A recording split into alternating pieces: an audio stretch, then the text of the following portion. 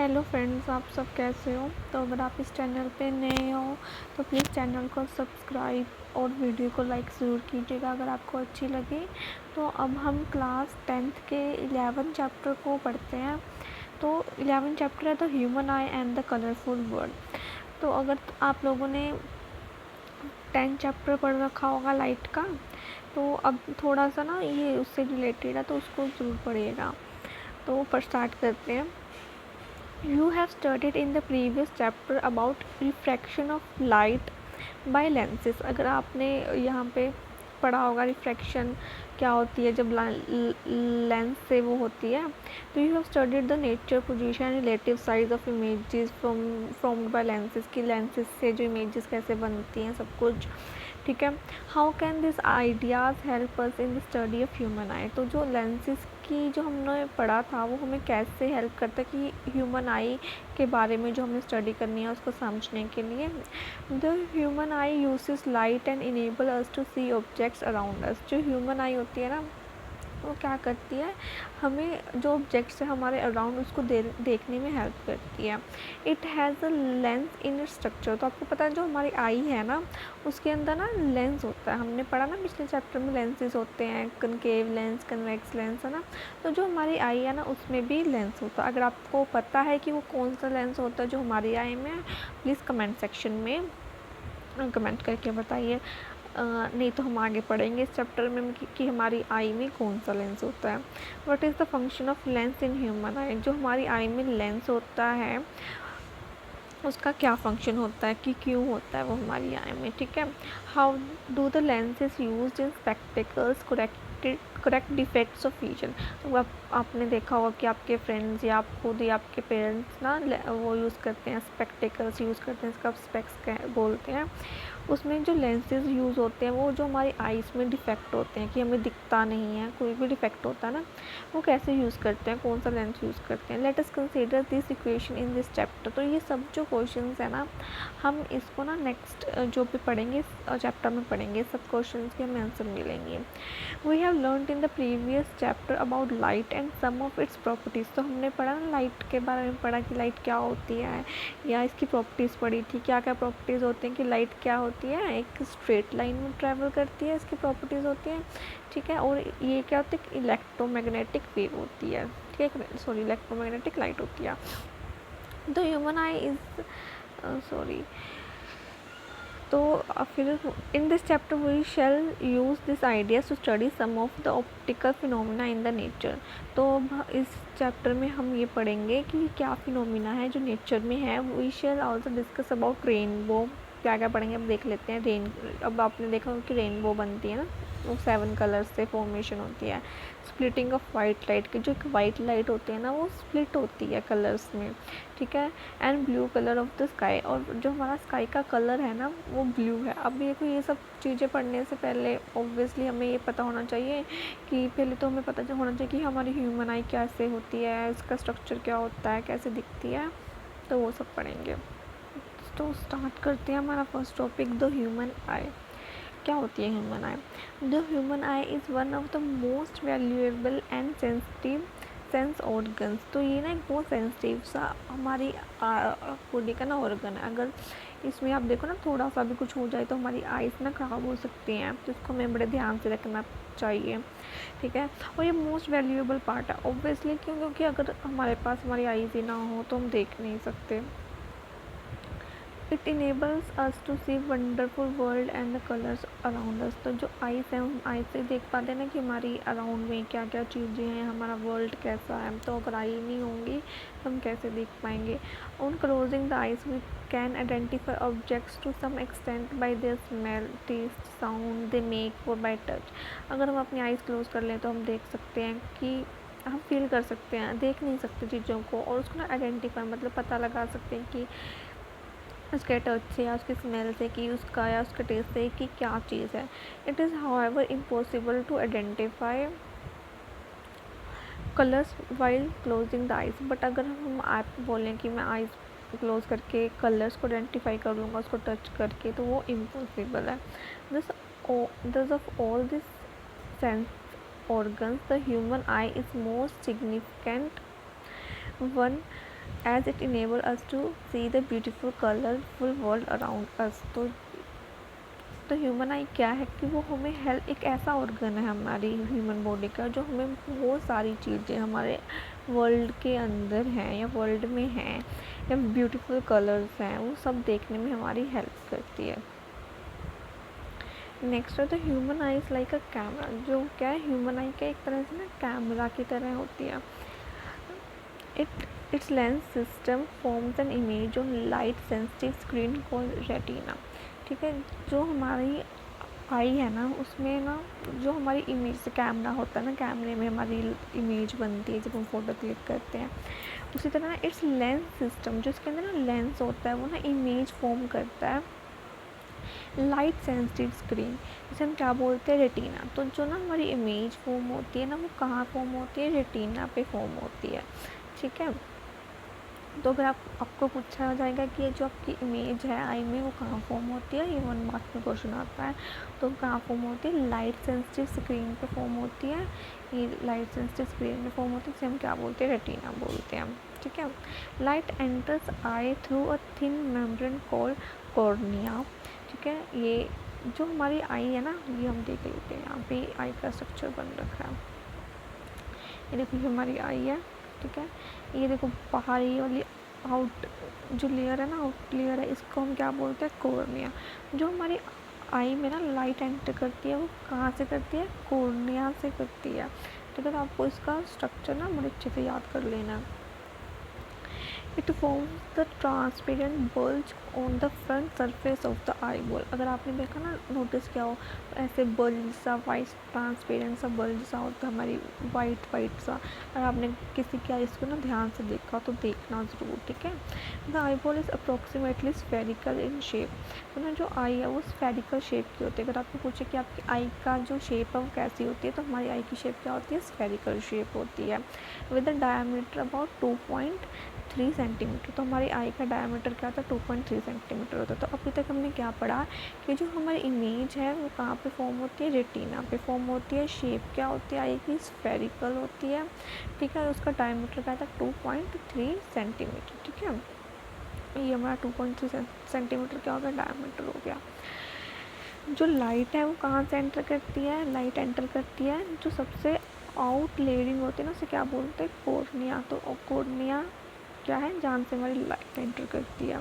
Most of the refraction for the light rays entering the I occurs at the outer surface of the cornea. जो अपना refraction होती है हमारी आई में, जो लाइट्स आ रही होती है, उसकी रिफ्रैक्शन होती है ना, वो कहाँ से होती है, कॉर्निया पे ही होती है।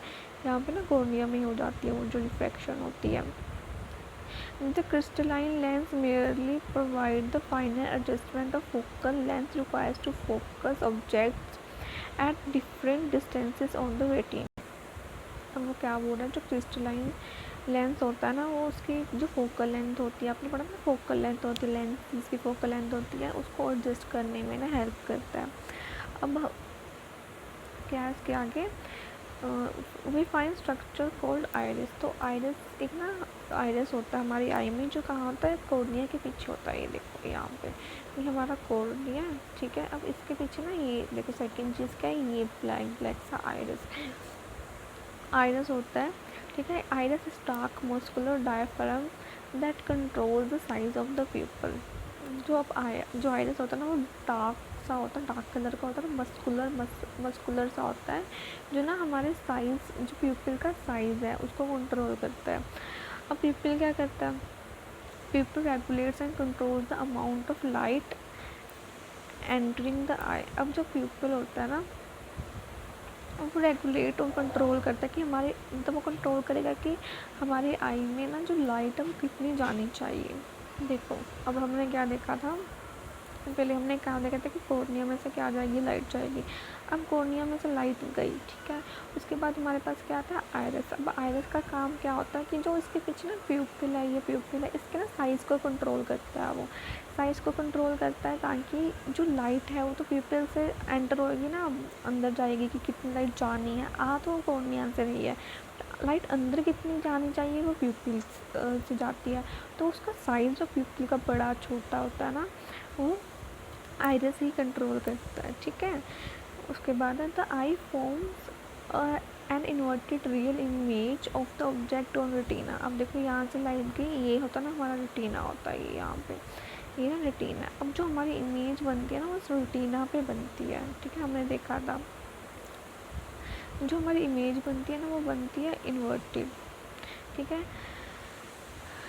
तो retina is a delicate membrane having enormous number of light sensitive cell. जो हमारी रेटिना होती है ना उस पर क्या होता है, बहुत सारे सेंसिटिव सेल्स होते हैं, लाइट सेंसिटिव सेल्स होते हैं। जो लाइट सेंसिटिव सेल्स का मतलब क्या होगा, जो लाइट से ना वो करते हैं, लाइट को डिटेक्ट करते हैं, और बड़ी छेती लाइट जब उन पर पड़ती है ना वो काम करने लग जाते हैं, ठीक है। Light sensitive sales gate activated upon illumination and generate electrical signals. ये वही लिखा हुआ है कि जब लाइट सेंसिटिव सेल्स होते हैं ना वो एक्टिवेट हो जाते हैं जब उन पर क्या पड़ते हैं, लाइट पड़ती है, और वो कौन से सिग्नल सेंड करते हैं, इलेक्ट्रिकल सिग्नल सेंड करते हैं। कौन से इलेक्ट्रिकल सिग्नल्स जनरेट करते हैं। अब ये इलेक्ट्रिकल सिग्नल्स का क्या होता है, this signals are send to the brain. अब ये सिग्नल्स ना ब्रेन को सेंड होते हैं वाया ऑप्टिक नर्व।